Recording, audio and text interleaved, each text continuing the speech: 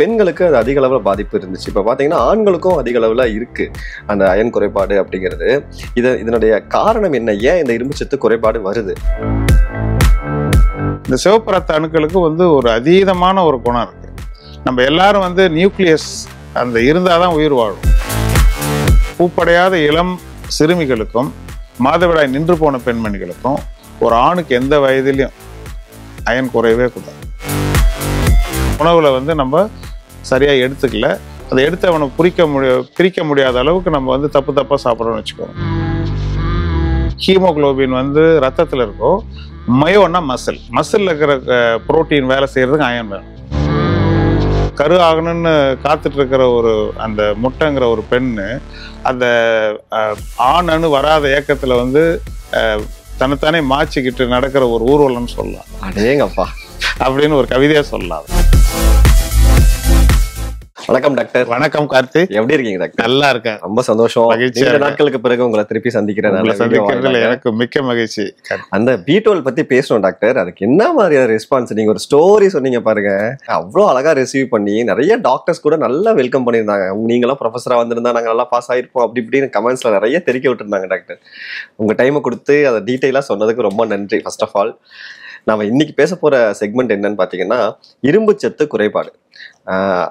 முன்னெல்லாம் பாத்தீங்கன்னா பெண்களுக்கு அது அதிக அளவுல பாதிப்பு இருந்துச்சு. இப்ப பாத்தீங்கன்னா ஆண்களுக்கும் அதிக அளவுல இருக்கு அந்த அயன் குறைபாடு அப்படிங்கிறது. இதனுடைய காரணம் என்ன? ஏன் இந்த இரும்புச்சத்து குறைபாடு வருது? அதை பத்தி கொஞ்சம் முதல்ல சொல்லுங்களேன். ஸோ இரும்பு ரொம்ப முக்கியமான தாது. சில மனிதர்களை நம்ம இரும்பு மனிதர் இல்லைன்னா இரும்பு மனுஷன்லாம் வர்ணிக்கிறோம் இல்லைங்களா? நம்ம சர்தார் வல்லபாய் பட்டேல்லாம் இரும்பு மனிதர் தான். B12 இருக்கிற கோபால்ட் மாதிரி இரும்பும் அந்த நட்சத்திர வெடிப்புலேருந்து உருவாகிற ஒரு தனிமம். அதையும் நம்ம உருவாக்க முடியாது, அதை நம்ம வெளியிருந்து தான் நம்ம கொண்டு வரணும். ஸோ நம்ம தயாரிக்க முடியாத ஒரு தனிமம், அதை நமக்கு தான் ஆகணும், வெளியிருந்து வந்தாகணும், உணவுலேருந்து தான் வந்தாகணும். அந்த இரும்பினுடைய அட்டாமிக் நம்பர் 26. அந்த 26க்கு முன்னாடி இருக்கிற அந்த சோடியம் மற்ற தனிமங்கள்லாம் அந்த நியூக்ளியஸ்ன்னு சொல்லுவாங்க, ஆட்டம். அதில் வெளியே ரொம்ப தூரத்தில் தான் எலக்ட்ரான்லாம் இருக்குது. ரொம்ப அந்த கெமிஸ்ட்ரியே ரொம்ப வினோதமாக இருக்கும். இப்போ நீங்கள் தான் நியூக்ளியஸ்னாக்கா ஒரு எலக்ட்ரான் கிண்டியில் இருக்கும். ஸோ மெயினாக வெற்றிடம் தான். நம்ம இவ்வளோ அணுக்களால் நம்ம படைக்கப்பட்டாலும் தங்கமோ மனிதனோ மண்ணோ நிறைய வெற்றிடம் தான் இருக்குது. அணுக்களால் உருவாகிற அந்த ஆட்டம், புரோட்டான், நியூட்ரான், எலக்ட்ரான்லாம் ரொம்ப கம்மி, நிறையா காற்று தான் இருக்குது. அந்த எலக்ட்ரான்கள் சுற்றி இருக்கிற இடம்லாம் ஷெல்லுன்னு சொல்கிறோம்.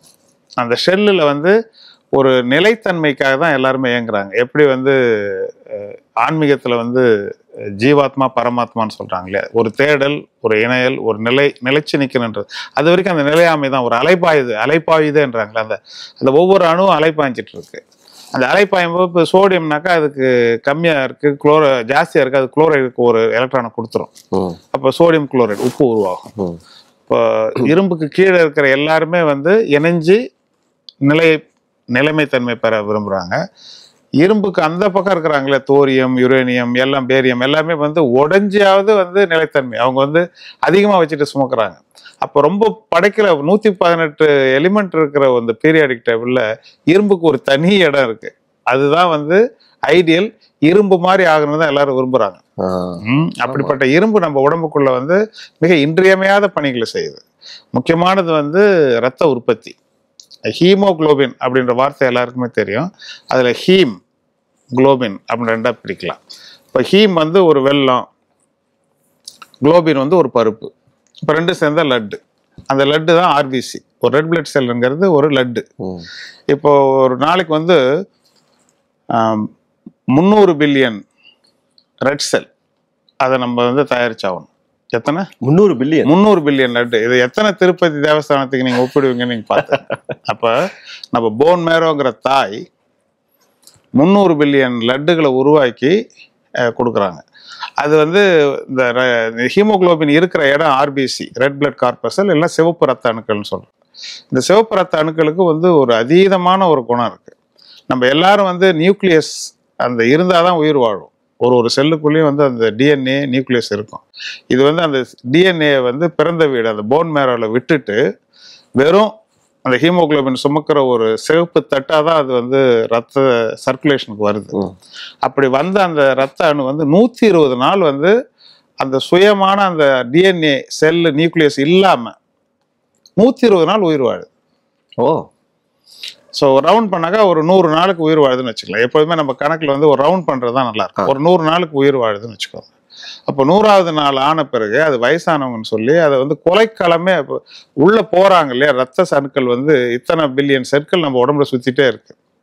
அப்போ ஸ்பிளீன் மண்ணீரல்ல இருக்கிற அந்த குறுகலான வழியா போகும்போது இளைஞர்களும் நடுத்தர வயது ஆட்களும் நொழிஞ்செறிஞ்சு போயிடுவாங்க. சரி. வயசானவங்க ஸ்லோவா போவாங்க இல்லையா, அவங்களாம் பிடிச்சி கொல்லுவாங்க. அதுக்கு பேரு வந்து கல்லிங்னே பேரு. ஓகே. ஸோ கொலைக்காலம் வந்து மண்ணீரல். ஓகே. இந்த மண்ணீரல்ல 100 நாள் ஆன வயதான ரெட் பிளட் செல்லை வந்து அழிச்சிருவாங்க. இது வந்து பிசியாலஜி நார்மலா நடக்கிறது. அப்ப நம்ம கிட்ட இருக்கிற செல்லை வந்து 1% வந்து தினம் புதுப்பிச்சுட்டு இருக்கிறோம். அந்த ஒரு மனிதனை எடுத்துக்கிட்டீங்கன்னாக்கா 70 கிலோ சராசரி மனிதனுக்கு வந்து 1 கிலோக்கு 50 மில்லிகிராம் அயன் இருக்கும் உடம்புல. ஓகே. அப்போ 3500 மில்லிகிராம் 50 மில்லிகிராம் இருக்குமா? 50 மில்லிகிராம் பெர் கிலோ ஒரு உடம்பு மனிதனுக்கு இருக்கணும். அப்போ 3500 மில்லிகிராம் அயனோட தான் நம்ம ஹெல்த்தியா வாழ முடியும். சரி. இதுல பெரும்பாலான அயன் வந்து 2000 மில்லிகிராம் வந்து ரெட் பிளட் செல் தான் இருக்கு. மீதி வந்து தசையில இருக்கு. ஏன்னா தசை செயல்படுறதுக்கு மயோகுளோபின் எப்படி ஹீமோகுளோபின் வந்து ரத்தத்துல இருக்கோ, மயோன்னா மசில் இருக்கிற புரோட்டீன் வேலை செய்யறதுக்கு அயன் வேணும். அதுக்கப்புறம் மிகப்பெரிய செயல்பாடுகள், இந்த பாக்டீரியாவை கொல்றதுக்கு மற்ற செயல்பாடுகளுக்கெல்லாம் வந்து என்சைம்ஸ் நொதிப்பொருட்கள் இருக்கு. அதுக்கும் வந்து கெமிக்கல் மெசஞ்சரா செயல்படுற இம்பார்ட்டன்ட் தூதம் தான் iron. So 3 function. Red blood செல்ல ஹீமோகுளோபினுக்கு ஹீமா உருவாகிறது அயன், மயோகுளோபின்ல தசை செயல்பாட்டுக்கும் வந்து அயன், அதுக்கப்புறம் வந்து மற்ற செல்கள் வந்து நல்லா புதுப்பிச்சுக்கிறதுக்கும் கெட்டதை அழிக்கிறதுக்கும் வளர்றதுக்கும், இப்படி இந்த 3 இன்றியமையாத பணிகளுக்காக அந்த இரும்பு வந்து ஓயாமல் உழைச்சிட்டு இருக்கு. அதில் நம்ம தினசரி நம்ம வந்து 2000 மில்லி பிளட்ல, அப்போ நம்ம 1%னாக்கா 20 ml பிளட் நம்ம தினம் அழிக்கிறோம். இந்த 1 ml பிளட்ல 1 மில்லிகிராம் அயன் இருக்கும். அப்போ 20 மில்லிகிராம் அயனை நம்ம தினம் இழக்கிறோம். ஃபார்ச்சுனேட்லி 19 மில்லிகிராம் உள் சுழற்சிக்கு ரீசைக்கிளிங்க்கு, இப்போ வந்து உலகத்தில் நம்ம பிளாஸ்டிக்கு கண்ணாடியில் மறுசுழற்சினாங்க. மறுசுழற்சி முழு உதாரணம் நம்ம தான். 20 மில்லிகிராம் அயன்ல 19 மில்லிகிராம் அயன் எவ்வளோ ப்ரீஷியஸ்னா, நம்ம 19 மில்லிகிராம் அயனை திருப்பி நம்ம அடுத்த கட்ட ஆர்பிசி ரெட் பிளட் செல் ப்ரொடக்ஷனுக்கும் தசையினுடைய பணிக்கும் உள்ளே வச்சுக்கிறோம். பட் நம்மளுடைய மலம் போகும்போது, யூரின் போகும்போது சில செல்லுங்க சில கழிவுகள்லாம் போகும்பொழுது 1 மில்லிகிராம் நம்ம இழந்துடுறோம். ஒரே 1 மில்லிகிராம் இழந்துடுறோம். அந்த 1 மில்லிகிராமை நம்ம தினசரி கொடுத்து தான் ஆகணும். இந்த 1 மில்லிகிராம் தினசரி நம்ம உடம்புக்கு கொடுக்கலன்னா 1 மாதம் 2 மாதம் 3 மாதத்துல இந்த இழப்பு தெரிய ஆரம்பிச்சிடும். 1 மில்லிகிராம் 3500 மில்லிகிராம் உள்ள உங்களுக்கு தினசரி 1 மில்லிகிராம் இழக்குதுனால அந்த 1 மில்லிகிராம் நம்ம எடுத்து தான் ஆகணும். அந்த எடுக்கிற அயன் வந்து உணவுல இருந்து தான் வந்தாகும். உணவுல வந்து நீங்க 20-30 மில்லிகிராம் சாப்பிட்டாதான் 1 மில்லிகிராம் உள்ள போகும். அந்த கணக்கு இருக்கு. நீங்க இவ்வளவு கொடுத்தாலும் அவ்வளோ கொடுத்தாதான் அதுல 1 மில்லிகிராம். ஏன்னா அதுக்கு பேர் வந்து பயோ அவைலபிலிட்டின்னு பேரு. நீங்க இவ்வளவு கொடுத்தாலும் உடம்பு எவ்வளவு எடுத்துக்குன்னு ஒரு கணக்கு இருக்கு. அவன் நீங்க பேசிருக்கீங்க இதுக்கு முன்னாடி. ஆமா, நம்ம வந்து உடம்புக்கு அந்த ஒரு பயங்கரமான ஒரு கணக்கு இருக்கு. நீங்க பாட்டு கொடுக்கறதெல்லாம் அதை எடுத்துக்காது. அதுக்கு எவ்வளவு வேண்டுமோ அது ரொம்ப டைட்லி ரெகுலேட்டட். ஏன்னா நானும் நிறைய கீரை சாப்பிட்றேனே, எனக்கு சேரவே மாட்டேங்குதே. B12 தான் பேசணும்னு நினைக்கிறேன். ஆமா. ஸோ அயன் வந்து ஒரு இவ்வளவு முக்கியமான வந்து ஒரு எப்படி சொல்லலாம், ஒரு நெருப்பு மாதிரி. நெருப்பு அடுப்புக்குள்ள வச்சிருக்கும் போது அது நமக்கு பலன் அளிக்குது. அடுப்பு விட்டு வெளியே வந்தா வீட்டை எரிச்சிடும். அந்த மாதிரி அந்த அது பேக் பண்ணி கரெக்டான இடத்துல உடம்புல வந்து இரும்பை வச்சிருந்தீங்கன்னா அது நமக்கு நண்பன். இரும்பு அதிகமானா நமக்கு எதிரி. நம்ம செல்லுக்கெல்லாம் அழிச்சிடும். நம்மளுடைய மெக்கானிசத்தெல்லாம் வந்து டிஸ்டர்ப் பண்ணிடும். அதனால வந்து அதிகமாகவும் இருக்கக்கூடாது, அகலாது அணுகாதுன்னு வாருங்களே, அந்த மாதிரி வந்து அதிகமாகவும் ஆகக்கூடாது, குறைவாகவும் இருக்கக்கூடாது. அப்போ அந்த 25-30 மில்லிகிராம் அயன் உள்ள பொருள்களை நம்ம சாப்பிட்டாகணும். அந்த சாப்பாடு வழக்கம் போல வந்து அந்த ஹீம்ங்கிறது வந்து உங்களுக்கு அந்த வெள்ளம் வந்து அப்படியே காய்ச்சி ரெடியாகவே இருக்கு லட்டு சுடுறதுக்கு. இது வந்து இரும்பு நீங்க சொல்ற கீரை மற்றதெல்லாம் வந்து அது வந்து ஒரு கரும்பு சாறு மாதிரி இருக்குன்னு சொல்லலாம். அப்ப நம்ம தான் அதை எடுத்து வெள்ளமாக்கி பாகாக்கணும். அப்போ வந்து தாவர உணவுகள் இருக்கிற அயனை எடுக்கிறதுக்கு நம்ம கொஞ்சம் மெனக்கிடணும். கெமிக்கலா சொல்லணும்னாக்கா Fe3 ஃபெர்ரிக்னு இருக்கும். அதை வந்து நீங்கள் உடைச்சி ஒரு புரோட்டானை எடுக்கணும். அந்த ப்ளஸ் எடுத்தாக்கா Fe2+ ஃபெரஸ் ஆகும். ஃபெரஸ் ஆகிறது தான் வந்து ஹீம் ஆக்கிறதுக்கான அந்த வெள்ளைப்பாகு, லட்டு சுடுறதுக்கான வெள்ளம் வந்து அதுக்கு முந்தின ஸ்டேஜில் ரா மெட்டீரியல் தான் வந்து தாவர உணவில் இருக்கு. வேற இந்த ஹீமாகவே நல்ல கரெக்டாகவே ரெடியாக இருக்கிறது வந்து நமக்கு மாமிசங்கள் இருக்கும். ஏன்னா மாமிசத்தில் ஆல்ரெடி வந்து தசையில் வந்து நான் சொல்ல மயோகுளோபின், அதில் வந்து அந்த அந்த அயன் வந்து நமக்கு உகந்த லெவலில் இருக்குது. அப்போ வந்து தாவர உணவுகள்லையும் மாமிச உணவுகள்லையும் நிறைஞ்சிருக்கிற அந்த இரும்பை வந்து 25-30 மில்லிகிராம் அளவுக்கு நம்ம எடுத்துக்கிட்டோம்னாக்கா அதுலேருந்து 1 மில்லிகிராம் வந்து கரெக்டாக வந்து நம்ம இரைப்பையை தாண்டி சிறுகுடலுடைய ஆரம்பம் இருக்குது, டியோடினம்னு ஒரு இடம் இருக்குது. அந்த டியோடினத்திலேயே வந்து அவ்வளோ முக்கியம். B12 எப்படி ரொம்ப கடைசியில் இயற்கை வச்சதோ இரும்பு வந்து ரொம்ப தலையானது. ஆக்சுவலாக வந்து நீங்கள் வந்து நம்ம 2 ஆப்போசிட் கேரக்டர்ஸ் பற்றி பேசிட்டு ஓகே, நீங்கள் இரைப்பையை தாண்டி அடுத்த நிமிஷமே இந்த இரும்பு சத்து நம்ம உடம்புக்குள்ள வரும். வேற எந்த ரிஸ்க்கும் கிடையாது. அங்கே அந்த 20 மில்லிகிராம்ல 1 மில்லிகிராம் உள்ள வந்துடும். அது 5% எடுத்துரும். ஆனா இந்த இரும்பு சாப்பிடும் பொழுது நம்ம ஏற்கனவே சொன்ன மாதிரி அமிலத்தை குறைக்கிற மருந்துகள், இந்த ஆன்டாசிட் சொல்றோம், இந்த ஆசிட் சப்ரஷன், அந்த ஒமிப்ரசோல், பேண்டோப்ரசோல் வகையான மாத்திரை சாப்பிட்றது, அதுக்கப்புறம் நிறைய ஃபைபர், இந்த மாதிரி வந்து சாப்பிடும் பொழுது அந்த இரும்பு உறிஞ்சிறது வந்து கம்மியாகுது.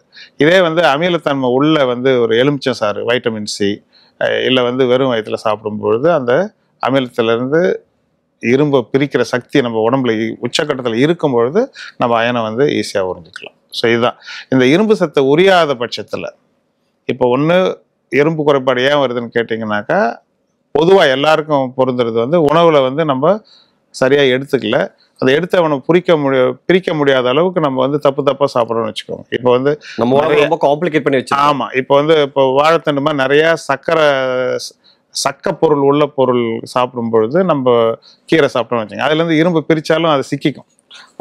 இந்த ஃபைட்டேட் இந்த அந்த இதுங்கெல்லாம் வந்து இரும்பை வந்து உறிஞ்ச விடாமல் தடுத்துரும். ஸோ அது ஒன்று.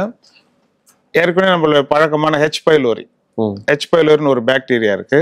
அந்த பாக்டீரியா வயிற்றினுடைய உட்புற சுவரை பாதிச்சிருந்தா அமிலத்தை சரியா உறிஞ்ச முடியாது. அந்த இரும்பு வந்து அந்த அமிலத்தால பிரிச்சு எடுக்க முடியாது. இரும்பு வந்து நம்ம சிறுகுடலுக்கு போய் சேராது ஒழுங்கா. அப்போ வந்து இது பண்ணும். ஸ்டமக்கை வந்து ஆப்ரேஷனல் சில எடுத்துருவாங்க. அந்த மாதிரி ஆப்ரேட் பண்றவங்க சில பேருக்கு வந்து ஆட்டோமியூன்னு சொல்லுவாங்க. இப்போ வந்து தைராய்டு, ரொமட்டாய்டு அந்த மாதிரி விஷயங்கள் உள்ளவங்களுக்கு அதே மாதிரி ஆட்டோமியூன் கேஸ்ட்ரைட்டிஸ், ஸ்டமக்கில் வந்து அந்த அமிலம் உற்பத்தி பண்ணுற தன்மை குறைஞ்சாலும் இந்த இரும்பு சத்து வரும்.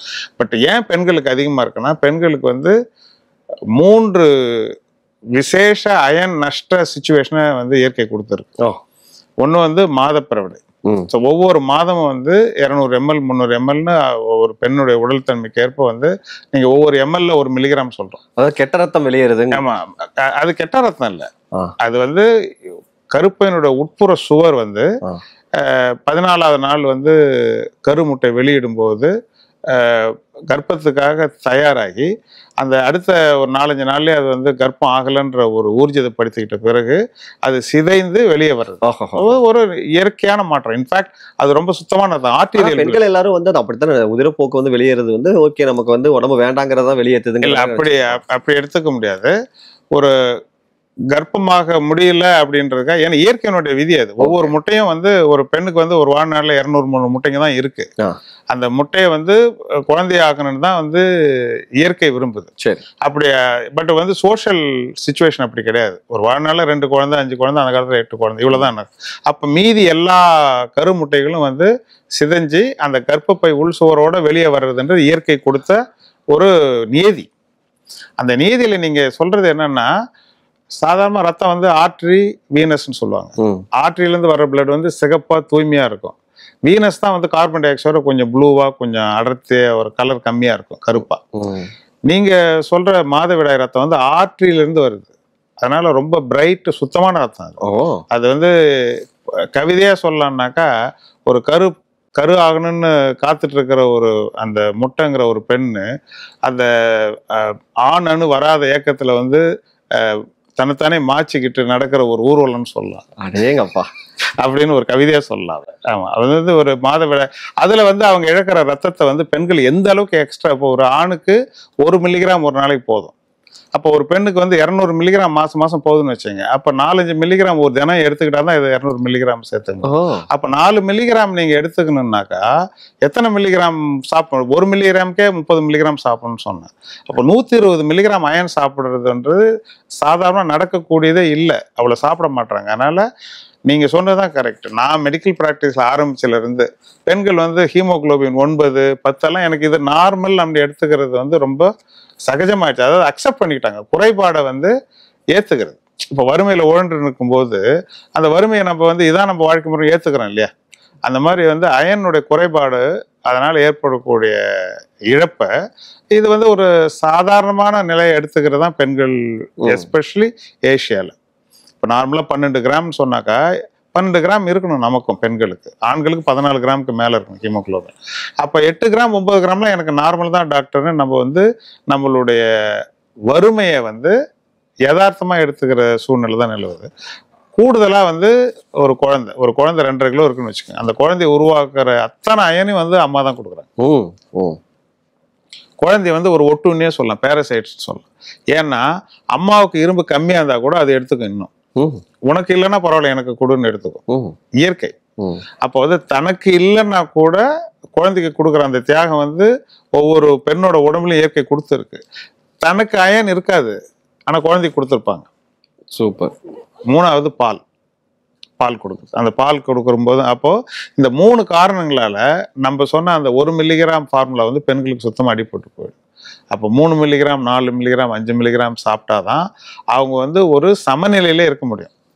அப்படி முனைப்பா நம்ம வந்து இரும்பு சத்தை வந்து தக்க வச்சுக்கலன்னாக்கா பெண்களுக்கு கண்டிப்பா வந்து அந்த மாதவிடாய் காலம் இருக்கிற வரைக்கும், பருவம் அடைஞ்சிலிருந்து கர்ப்பப்பை அகற்றுறாங்கல்ல, ஹிஸ்டெக்டமியோ இல்லை இயற்கை கொடுக்குற அந்த மாதவிடாய் நிற்கிற அந்த நிலை, அது வரைக்கும் வந்து அவங்களுடைய இரும்பு இழப்பு நிலைங்கிறது பிசியோலாஜிக்கலாக வந்து இயற்கையை விதிச்சிருக்கு.